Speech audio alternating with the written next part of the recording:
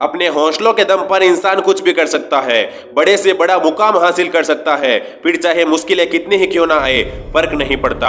आज ऐसी ही success story मैं आपको बताने वाला हूँ। एक लड़की जो पढ़ने में बहुत अच्छी थी, माता पिता, स्कूल के टीचर्स सब उसकी तारीफ किया करते थे कि यह लड़की बड़ी होकर अपने माता पिता का नाम रोशन करेगी। लेकिन बचपन में ही उसके साथ वो हुआ जिसने उसे अंदर तक हिला दिया। जब वो छठी क्लास में थी तब उसकी क्लास की एक स्टूडेंट से उसकी आंख में पेंसिल लग गई और उसकी एक आंख की रोशनी चली गई। इसके 1 साल बाद ही दूसरी आंख की रोशनी भी चली गई।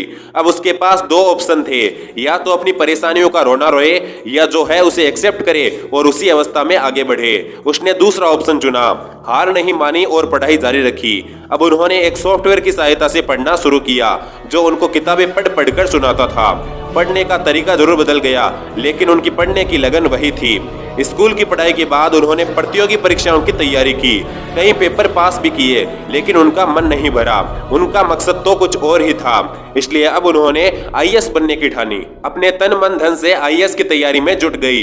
नतीजा ये हुआ कि उन्होंने पहले ही प्रयास में यूपीएससी की परीक्षा पास कर ली, लेकिन 2016 की इस परीक्षा में उन्हें 733वीं रैंक मिली। इस रैंक से मिलने वाले पद में उन्हें रुचि नहीं थी। उन्होंने दोबारा प्रयास किया और अगले ही साल 2017 में 124वीं रैंक के साथ परीक्षा पास की और देश की पहली नेत्रहीन आईएएस ऑफिसर बन गई। जी हाँ, इनका नाम है प्रांजल पाटिल, जो देश की पहली नेत्रहीन आईएएस ऑफिसर है। आंखें नहीं थी पर हौसला था कि कुछ करना है और जो ठाना था वो करके दिखाया। इसीलिए कहते हैं कि जब टूटने लगे हौसले तो बस एक बात याद रखना, बिना मेहनत के हासिल तक तो ताज नहीं होते। ढूंढ लेना अंधेरों में मंजिल अपनी, क्योंकि जुगनू कभी रोशनी के मोहताज नहीं होते।